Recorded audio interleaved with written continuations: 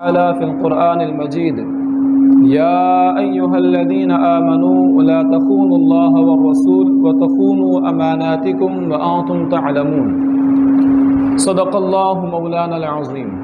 عزیزان گرامی، سب سے پہلے آئیے ہم اور آپ مل کر تاجدار کونین حضور محمد رسول اللہ صلی اللہ تعالی علیہ وسلم کے بارگاہ نور میں درود و سلام کا نذرانہ پیش کریں۔ پڑھی اللہم صلی علی سیدنا و مولانا محمد وعلی آلہ وصحابہ بارک وسلم صلو علیہ صلاۃ و سلام علیک یا رسول اللہ صلی اللہ تعالی علیہ وسلم۔ دل کے گناہ اور ان کی اصلاح، اس عنوان پر دروس کا سلسلہ جاری ہے۔ آج جس عنوان کا انتخاب ہوا ہے وہ عنوان ہے خیانت۔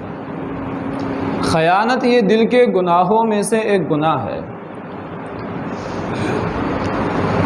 اور اللہ تعالیٰ نے کلام پاک میں اس کی مذمت بیان فرمائی، احادیث مبارکہ میں بھی اس کی مذمت اور اس پر وعید وارد ہوئی ہے۔ اللہ تعالیٰ ارشاد فرماتا ہے، سورہ انفال کی یہ آیت ہے، اللہ تعالیٰ فرماتا ہے یا ایھا الذین آمنوا لا تخونوا اللہ والرسول، اے ایمان والو، اللہ اور اس کے رسول کے ساتھ خیانت مت کرو، وتخونوا اماناتکم، اور نہ ہی اپنی امانتوں میں خیانت کرو، ایک دوسرے کی امانتوں کے ساتھ خیانت کرو، وانتم تعلمون، سب کچھ جانتے ہوئے، دید و دانستہ۔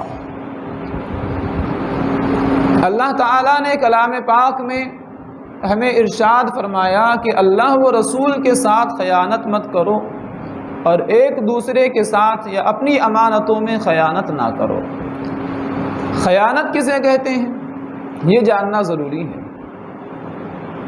عام طور پر یہ خیال کیا جاتا ہے کہ خیانت کا تعلق صرف مال سے ہے، یعنی اگر کسی نے ہمارے پاس کچھ پیسے امانت کے لیے رکھے تو ان پیسوں کا غلط استعمال کرنا، اپنے مصرف میں انہیں لانا، یہ خیانت ہے۔ صرف یہ خیانت نہیں ہے۔ خیانت کا مطلب یہ ہے کہ جس نے بھی ہمارے پاس امانت رکھی ہے، جو بھی امانت رکھی ہے، اس امانت میں بیجا تصرف کرنا، یہ خیانت کہلاتا ہے۔ اور امانت کا اور خیانت کا تعلق صرف پیسوں سے نہیں ہے۔ ہر وہ چیز جو انسان کے پاس رکھی جائے وہ امانت ہے۔ ہر وہ چیز جو انسان کے پاس رکھی جائے وہ امانت ہے۔ اب خواہ وہ پیسہ ہو، خواہ وہ راز ہو، خواہ وہ اعتماد ہو، کچھ بھی ہو، جو بھی ہمارے پاس رکھا جائے اس کا غلط استعمال کرنا یہ خیانت ہے۔ اور اللہ تعالیٰ نے سورہ نساء میں ارشاد فرمایا ان اللہ لا يحب من كان خوانا اثیما، کہ اللہ تعالیٰ خیانت کرنے والے گنہگار کو پسند نہیں فرماتا ہے۔ سورہ انفال میں فرمایا ان اللہ لا يحب الخائنین، بے شک اللہ تعالیٰ خیانت کرنے والوں کو پسند نہیں فرماتا ہے۔ سورہ حج میں فرمایا ان اللہ لا يحب كل خوان کفور، بے شک اللہ تعالیٰ ہر خیانت کرنے والے ناشکرے کو ناپسند فرماتا ہے۔ اور احادیث میں اللہ کے رسول صلی اللہ تعالی علیہ وسلم نے خیانت کو نفاق کی خصلتوں سے ایک خصلت قرار دیا ہے۔ بخاری و مسلم کی روایت ہے، آپ صلی اللہ علیہ وسلم نے فرمایا اربع من کن فیہ کان منافقا خالصا، چار خصلتیں جس میں بھی ہوگی وہ خالص منافق ہوگا۔ ومن كانت فيه خصلة منهن كانت فيه خصلة من النفاق حتى يدعها، اور جس میں ان میں سے کوئی ایک خصلت ہوگی تو اس میں نفاق کی ایک خصلت ہوگی جب تک کہ وہ اسے چھوڑ نہ دے۔ ان چار خصلتوں میں سے ایک خصلت ہے اذا اؤتمن خان، یعنی جب اس کے پاس امانت رکھی جاتی ہے تو وہ خیانت کرتا ہے۔ امانت میں خیانت کرنا یہ نفاق کی خصلتوں سے ایک خصلت ہے۔ اب یہ دیکھنا ہے کہ خیانت کسے کہتے ہیں۔ صرف ایسا نہیں کہ کسی نے ہمارے پاس پیسے رکھے ہیں حفاظت کے لیے امانت کے طور پر تو اس کا بیجا استعمال کرنا صرف یہی خیانت ہے، ایسا نہیں ہے۔ اس آیت پاک کے الفاظ آپ دیکھیے، یا ایھا الذین آمنوا لا تخونوا اللہ والرسول، اے ایمان والو اللہ اور رسول کے ساتھ خیانت مت کرو۔ اللہ تعالیٰ ہمارے پاس پیسے تو نہیں رکھتا ہے امانت کے لیے، اللہ کے رسول صلی اللہ تعالیٰ علیہ وسلم نے تو ہمارے پاس پیسے رکھے نہیں امانت کے لیے، پھر بھی ہمیں حکم ہو رہا ہے کہ اللہ و رسول کے ساتھ خیانت مت کرو۔ اور آگے ارشاد ہے وَتَخُونُوا أَمَانَاتِكُمْ، اور اپنی امانتوں کے ساتھ یا ایک دوسرے کی امانتوں کے ساتھ خیانت مت کرو۔ خیانت یہ اللہ و رسول کے ساتھ بھی ہو سکتی ہے، خیانت یہ اپنے آپ کے ساتھ بھی ہو سکتی ہے، خیانت یہ لوگوں کے ساتھ بھی ہو سکتی ہے۔ اللہ و رسول کے ساتھ خیانت کا مطلب یہ ہے، اللہ کے ساتھ خیانت کا مطلب یہ ہے کہ اللہ نے جو احکامات ہمارے پاس رکھے ہیں، جو احکامات اللہ تعالیٰ نے ہمیں عطا فرمائے ہیں، ان احکام کی خلاف ورزی کرنا یہ اللہ تعالیٰ کے ساتھ خیانت کرنا ہے۔ اللہ تعالیٰ نے جو احکامات ہمیں عطا فرمائے، جو ارشادات ہمیں عطا فرمائے، ان احکام کی خلاف ورزی کرنا یہ اللہ تعالیٰ کے ساتھ خیانت کرنا ہے۔ اللہ تعالیٰ نے سورہ بقرہ میں ارشاد فرمایا علم اللہ انکم کنتم تختانون انفسکم، یعنی اللہ نے جانا کہ تم اپنی جانوں کے ساتھ خیانت کیا کرتے تھے۔ واقعہ یوں ہے، ابتدائے اسلام میں حکم یہ تھا کہ روزہ دار کو افطار کے بعد صرف عشاء تک کھانے پینے کی اور بیوی سے فائدہ اٹھانے کی اجازت تھی۔ عشاء کے بعد یا افطار کے بعد اگر کسی کی آنکھ لگ جائے تو اس کے بعد سے پھر اب یہ چیزیں اگلی شام تک کے لیے حرام ہو جاتی تھی۔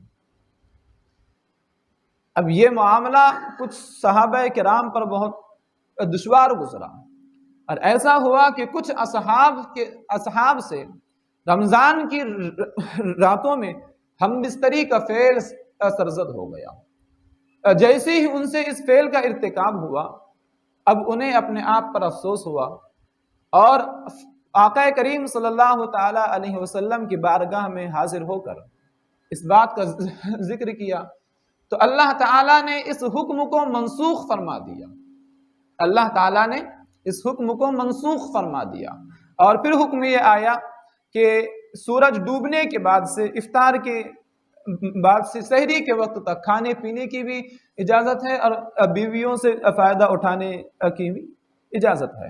اللہ تعالیٰ نے اس موقع پر جو الفاظ ارشاد فرمایا وہ یہ ہے علم اللہ، اللہ نے جانا انکم کنتم تختانون انفسکم، کہ تم اپنی جانوں کے ساتھ یا اپنی جانوں میں خیانت کیا کرتے تھے۔ صحابہ کرام سے جو فعل ہوا تھا وہ یہ تھا کہ جس چیز سے انہیں روکا گیا تھا اس کا ارتکاب انہوں نے کیا، تو اس کا ذکر کلام پاک میں یہ ہوا کہ اللہ نے جانا کہ تم اپنی جانوں کے ساتھ یا اپنی جانوں میں خیانت کیا کرتے تھے۔ اس آیت میں اللہ نے معصیت کو، گناہ کو خیانت سے تعبیر فرمایا ہے۔ تو اللہ تعالیٰ کے احکام کی خلاف ورزی کرنا یہ اللہ تعالیٰ کے ساتھ خیانت کرنا ہے۔ اللہ تعالیٰ کے فرائض کو چھوڑنا اور اس کے محرمات کا ارتکاب کرنا یہ اللہ تعالیٰ کے ساتھ خیانت کرنا ہے۔ اللہ تعالیٰ کے ساتھ خیانت کی ایک صورت ہوئی۔ ایک دوسری صورت یہ ہے کہ جس طرح اللہ تعالیٰ نے ہمیں احکامات عطا فرمائے، اسی طرح اللہ تعالیٰ نے ہمیں یہ اعضاء بھی عطا فرمائے ہیں، قوتیں بھی عطا فرمائی ہیں، نعمتیں بھی عطا فرمائی ہیں۔ تو جو نعمتیں اللہ نے عطا فرمائی، جو اعضاء اللہ نے عطا فرمائے، جو قوت اللہ نے عطا فرمائی، جو عقل و شعور اللہ تعالیٰ نے عطا فرمایا، تو ان نعمتوں کا اللہ تعالیٰ کی نافرمانی میں استعمال کرنا یہ بھی اللہ تعالیٰ کے ساتھ خیانت کرنا ہے۔ ان نعمتوں کا اللہ تعالیٰ کی نافرمانی میں استعمال کرنا یہ بھی اللہ تعالیٰ کے ساتھ خیانت کرنے کے مترادف ہے۔ اللہ تعالیٰ سورہ غافر میں ارشاد فرماتا ہے یعلم خائنۃ الاعین وما تخفی الصدور، کہ اللہ تعالیٰ جانتا ہے نگاہوں کی خیانت کو، اللہ تعالیٰ نظروں کی خیانت کو جانتا ہے۔ اب آنکھوں سے جو خیانت ہوتی ہے اس میں پیسوں کا تو کوئی تعلق نہیں ہے۔ آنکھوں کی خیانت یہ ہے کہ جن چیزوں کو دیکھنے سے اللہ تعالیٰ نے منع فرمایا ہے، جن چیزوں کو دیکھنا حرام ہے، بندہ اسے دیکھے، یہ آنکھوں کی خیانت ہے۔ یعلم خائنۃ الاعین، اللہ تعالیٰ نظروں کی خیانت کو جانتا ہے۔ تو محرمات کو دیکھنا یہ اللہ تعالیٰ کی جو ایک دی ہوئی نعمت ہے آنکھ، یہ چونکہ اس نعمت کا، اس امانت کا غلط استعمال ہے، تو اس لیے جو اس کا شمار خیانت میں ہوتا ہے۔ اللہ تعالیٰ نے جو اعضاء ہمیں عطا فرمائے، جو نعمتیں عطا فرمائی، جو قوتیں عطا فرمائی، ان قوتوں کا، ان نعمتوں کا، ان اعضاء کا اللہ تعالیٰ کی مرضی کے خلاف استعمال کرنا، یہ اللہ تعالیٰ کے ساتھ خیانت کرنے کے مترادف ہے۔ تو یہ تو اللہ تعالیٰ کے ساتھ خیانت کی صورتیں ہیں۔ یہ ہمارا یہ جسم و جان، ہمارے یہ اعضاء، یہ ہمارے اپنے تو ہے نہیں، بلکہ جو کچھ بھی ہمارے پاس نعمت ہے، جو کچھ بھی ہمارے پاس قوت ہے، خوبی ہے، اعضاء ہے، جو کچھ بھی ہے، یہ سب اللہ تعالیٰ نے عطا فرمائے۔ تو یہ اللہ تعالیٰ کی امانت ہمارے پاس ہے، ہم اپنی مرضی سے اس کا استعمال نہیں ہم کر سکتے۔ اگر ہماری مرضی اللہ تعالیٰ کے ارشاد کے خلاف ہے، ہمیں اختیار نہیں ہے کہ ہم اپنا ہاتھ نکال کر جسے ہم چاہے دے دیں، ہمیں یہ اختیار نہیں ہے کہ ہم اپنی زندگی میں اپنی آنکھیں جسے ہم چاہے اسے نکال کر دے دیں، یہ ہمارا اپنا ہے ہی نہیں۔ انسان دوسرے کو وہ چیز دے سکتا ہے جو اس کی خود کی اپنی ہو، جو انسان کی اپنی نہیں، انسان وہ کسی دوسرے کو دینے کا حق بھی نہیں رکھتا ہے۔ تو ان نعمتوں کا غلط استعمال کرنا، ساتھ ہی ساتھ ایسے کام کرنا جس سے ان اعضاء کو نقصان پہنچ سکتا ہو، یہ بھی ان امانت کے ساتھ خیانت ہے۔ اللہ تعالیٰ نے ہمیں آنکھیں بخشی ہیں، تو آنکھوں کا ایسا استعمال جس کی وجہ سے آنکھوں کی بینائی متاثر ہو، غیر ضروری ایسا کام، وہ آنکھوں کے ساتھ خیانت ہو جائے گا، کیونکہ یہ اعضاء ہمارے اپنے نہیں ہے۔ ان اعضاء کی حفاظت اور ان اعضاء کو اللہ تعالیٰ کی مرضی کے کاموں میں استعمال کرنا یہ امانت ہے، اور مرضی کے خلاف عمل کرنا یہ خیانت ہے۔ اچھا، اب ارشاد ہے لا تخونوا اللہ والرسول، اللہ کے ساتھ خیانت مت کرو، اللہ اور اس کے رسول کے ساتھ خیانت مت کرو۔ رسول کے ساتھ خیانت کا مطلب کیا ہے؟ اصل میں اس آیت کا شان نزول یہ ہے، مختلف اقوال ہیں اس حوالے سے۔ ایک قول یہ ہے کہ غزوہ بنو نذیر یا بنو قریظہ کے موقع پر اللہ کے رسول صلی اللہ تعالی علیہ وسلم نے یہودیوں کا محاصرہ فرمایا۔ ان کا جو قلعہ تھا اس کا آپ صلی اللہ تعالی علیہ وسلم نے محاصرہ فرمایا۔ تقریباً 21 دن تک یہ حصار جاری رہا، محاصرہ جاری رہا۔ جب وہ لوگ آمادہ صلح ہونے لگے تو انہوں نے ایک صحابی رسول حضرت ابو لبابہ سے پوچھا کہ اگر ہم قلعے سے نیچے آ جائیں تو مسلمان ہمارے ساتھ کیا معاملہ کریں گے؟ انہوں نے ایک صحابی رسول سے پوچھا کہ اگر ہم صلح کے لیے آگے آ جاتے ہیں، اپنے ہتھیار رکھ دیتے ہیں، تو ہمارے ساتھ مسلمان کیا معاملہ کریں گے؟ تو حضرت ابو لبابہ نے زبان سے تو کچھ نہیں کہا، لیکن چونکہ حضرت ابو لبابہ کا مکان اور آپ کے اہل خانہ انہی کی بستی میں رہتے تھے، تو انہوں نے اپنے اہل خانہ کی حفاظت کے لیے یہ اشارہ کیا، انہوں نے ہاتھ سے اشارہ کر کے یہ بتایا کہ تمہارا قتل ہونے والا ہے۔ انہوں نے اپنی انگلی اپنی گردن پر پھیر کر بتائی کہ تمہارا قتل ہونے والا ہے۔ جیسے ہی یہ کام، یہ فعل ان سے ہوا، فوراً انہیں احساس ہوا کہ میں نے اللہ کے رسول کے ساتھ خیانت کی۔ وہ آپ صلی اللہ علیہ وسلم کے حضور حاضر ہوئے، انہوں نے اپنے آپ کو مسجد نبوی کے ایک ستون سے باندھ دیا اور کہنے لگے کہ مجھ سے خیانت کا ارتکاب ہوا ہے، مجھ سے گناہ ہوا ہے، جب تک حضور خود نہیں کھولیں گے میں اپنے آپ کو نہیں کھولوں گا۔ انہیں افسوس اتنا ہوا، ندامت اتنی ہوئی، اور انہوں نے کہا کہ جب تک حضور اپنے ہاتھ سے مجھے کھولیں گے نہیں، میں نہ کھاؤں گا نہ پیوں گا۔ تو اللہ تعالیٰ نے ان کی توبہ قبول فرمائی.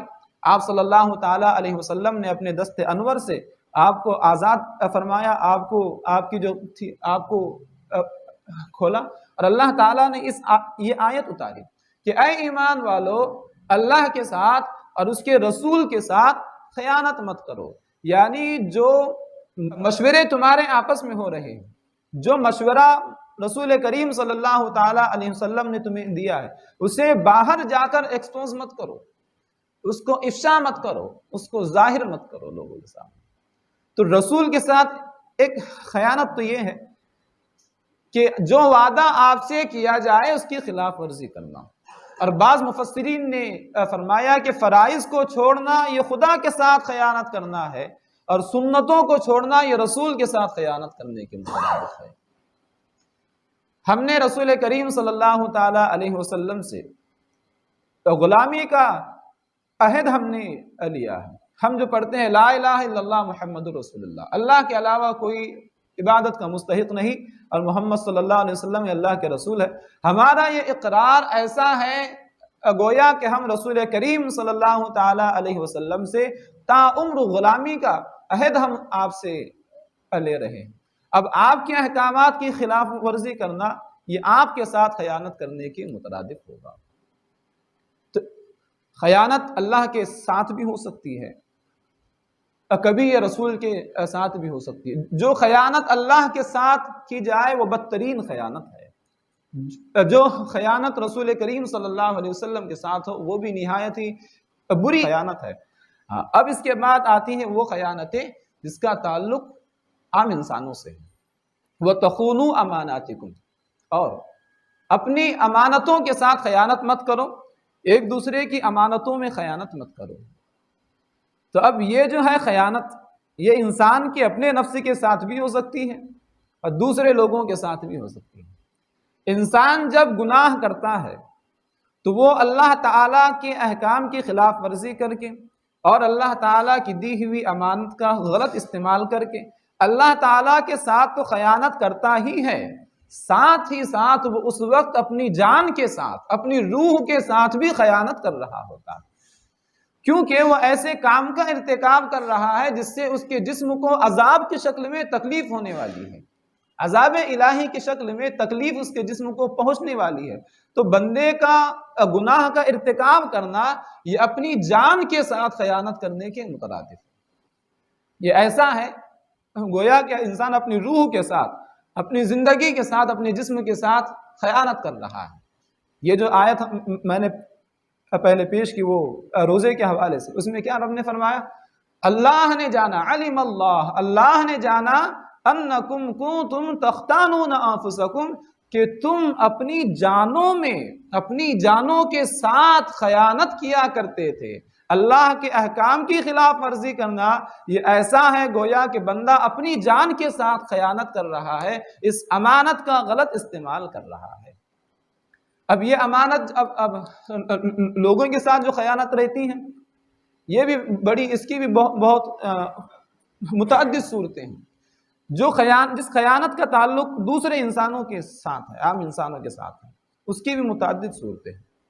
ایک تو یہ جو ایک مشہور صورت ہے اور عام طور پر بس اسی کو خیانت سمجھا جاتا ہے، وہ یہ ہے کہ کسی نے ہمارے پاس پیسہ رکھا، مال رکھا، تو اس مال کا مس یوز کرنا، اس کی مرضی کے خلاف اس کو بیجا استعمال میں لے آنا، یہ خیانت ہے.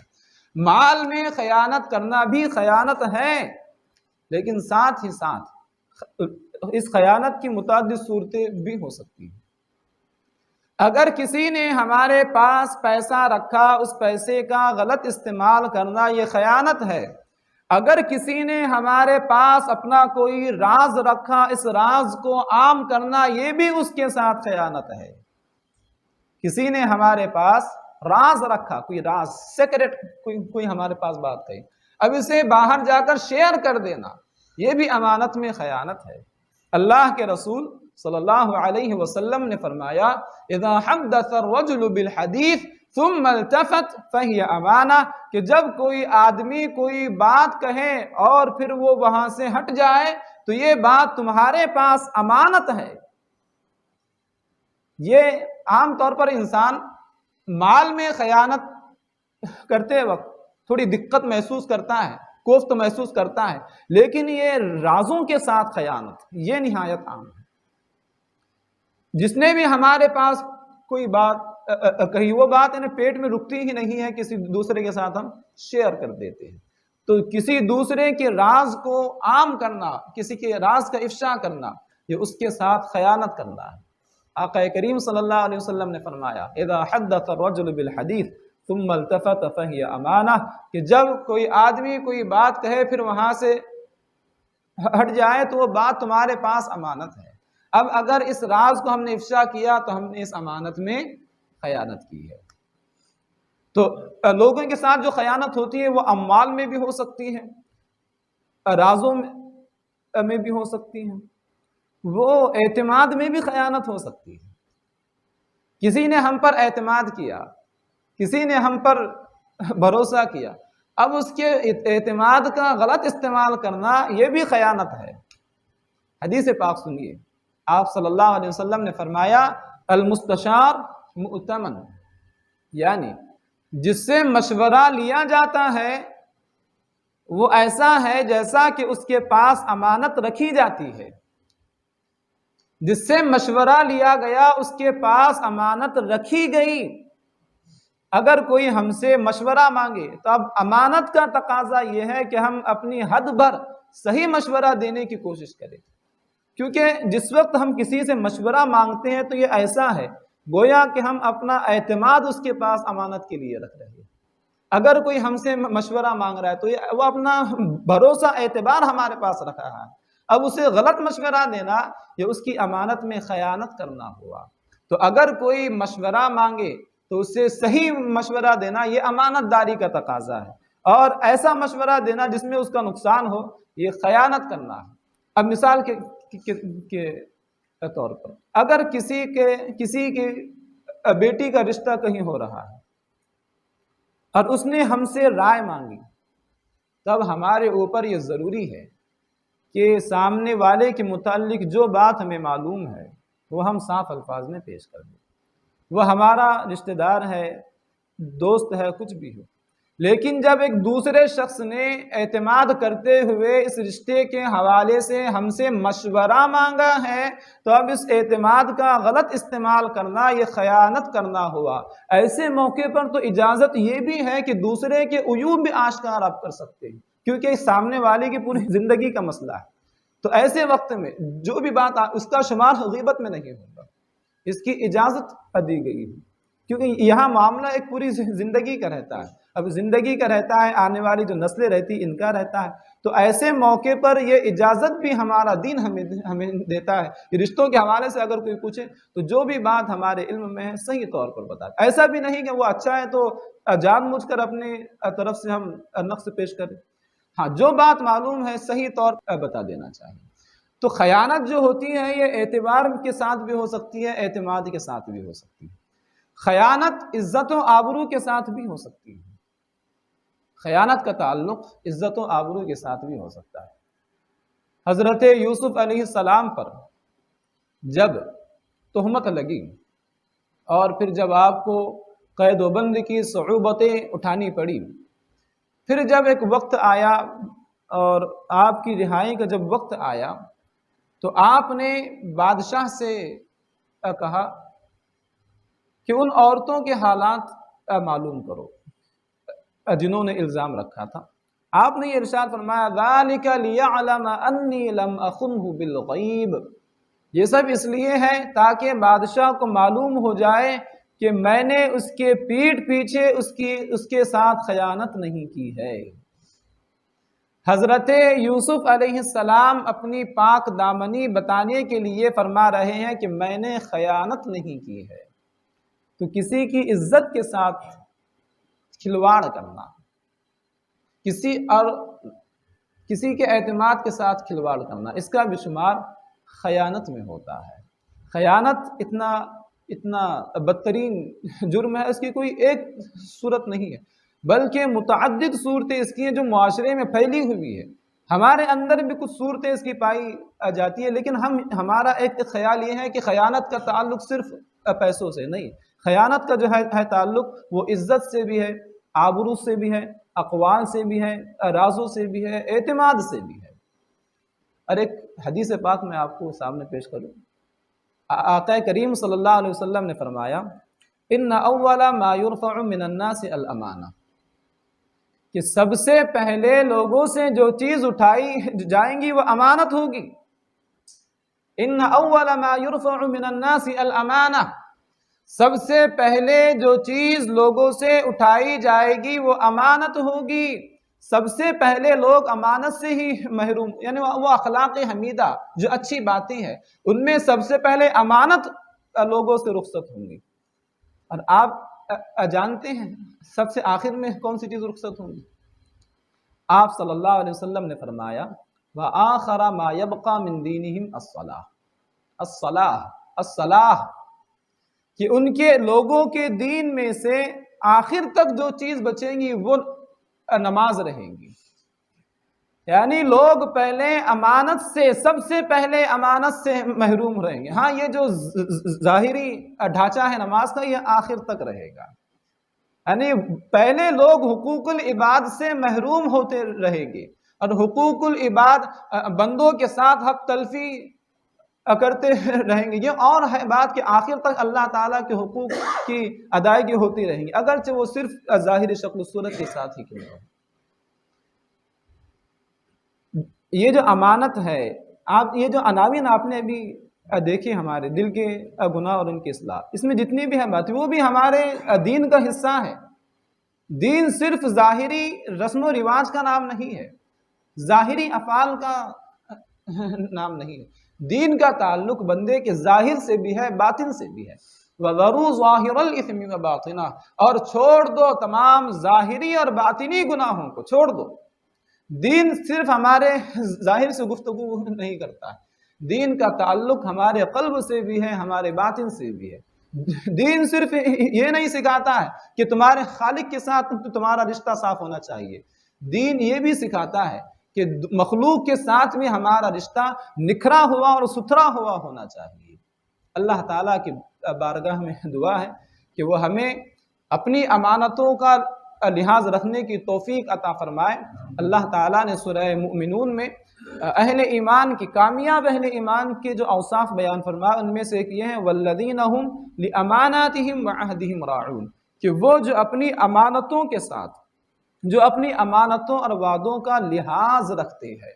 تو امانتوں کی رعایت رکھنا، امانتوں کا لحاظ کرنا، ان میں خیانت سے بچنا، یہ کامیاب اہل ایمان کی شان ہے۔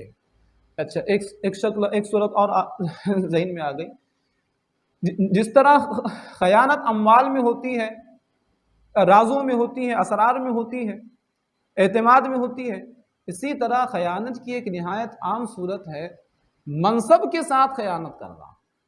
جو پوسٹ بندے کو دی گئی ہے اس پوسٹ پر کھرا نہ اترنا، اس کے تقاضوں کو پورے طور پر ادا نہ کرنا، یہ بھی اس منصب کے ساتھ، اس عہدے کے ساتھ خیانت کرنے کے مترادف ہے۔ اللہ تعالیٰ نے سورہ نساء میں فرمایا ان اللہ یأمرکم ان تؤدوا الامانات الی اہلہا، کہ بے شک اللہ تعالیٰ تمہیں حکم دیتا ہے کہ امانتیں جن کی ہے انہیں لوٹا دو۔ اس آیت کے شان نزول کے متعلق ایک قول یہ ہے کہ فتح مکہ کے موقع پر جب آقا کریم صلی اللہ تعالی علیہ وسلم نے کلید بردار کعبہ سے کعبے کی چابی لی، یعنی جن صاحب کے پاس کعبہ معظمہ کی چابیاں رہتی تھی ان سے آپ صلی اللہ تعالی علیہ وسلم نے چابی لی، تو ایک روایت میں یہ ہے کہ پھر یہ آیت اتری کہ امانتیں جن کی ہے انہیں لوٹا دو، یا ایک روایت یہ ہے کہ آپ صلی اللہ علیہ وسلم نے وہ چابی پھر سے انہیں کو عطا کی اور اس آیت کی تلاوت فرمائی کہ بے شک اللہ تعالیٰ تمہیں حکم عطا فرماتا ہے کہ امانتیں جن کی ہے انہیں لوٹا دو۔ اب یہاں جو علماء کرام نے فرمایا کہ یہاں امانت سے مراد صرف وہ چابی نہیں ہے، کیونکہ چابی اپنے آپ میں کوئی قیمتی چیز نہیں ہے، بلکہ یہاں امانت سے مراد وہ منصب ہے، چابی سنبھالنے کا، کلید برداری کا جو منصب ہے وہ منصب یہاں مراد ہے۔ یعنی مطلب یہ ہے کہ جو اب تک کعبہ کی کلید برداری کے منصب پر فائز ہے، انہی کو اس منصب پر بحال رکھا جائے۔ تو اس آیت سے یہ معلوم ہوا کہ منصب کا بھی جو ہے تعلق وہ امانت سے ہے، تو اپنے منصب کا غلط استعمال کرنا یا اپنے منصب کے تقاضوں پر کھرا نہ اترنا، ان تقاضوں کو پورے طور پر ادا نہ کرنا، یہ امانت میں خیانت کرنے کے مترادف ہے۔ اللہ تعالی ہمیں خیانت کی تمام صورتوں سے بچنے کی توفیق عطا فرمائے۔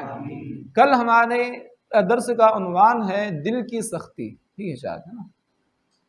دل کی سختی، انشاءاللہ اس پر کل گفتگو ہوں گی، لیکن کل ظہر بعد کے بجائے عصر بعد انشاءاللہ الرحمن ہمارا درس ہوگا، کیونکہ کل چونکہ 17 رمضان ہے، اور 17 رمضان کو تاریخ اسلام کی پہلی جنگ غزوہ بدر واقع ہوئی تھی، جس نے پوری انسانیت کا ادھارا تبدیل کر کے رکھ دیا۔ تو کل اس موقع پر خانقاہ میں ایک جگہ مجھے تقریر کے لیے حاضر ہونا ہے، تو انشاءاللہ الرحمن ہمارا جو یہ درس ہے ظہر بعد کی بجائے کل کے لیے عصر بعد ہوگا۔ اللہ تعالی ہمیں کہنے سننے زیادہ عمل کے توفیق عطا فرمائے۔ وآخر دعوانا الحمد للہ رب العالمین۔ السلام علیکم ورحمۃ اللہ وبرکاتہ۔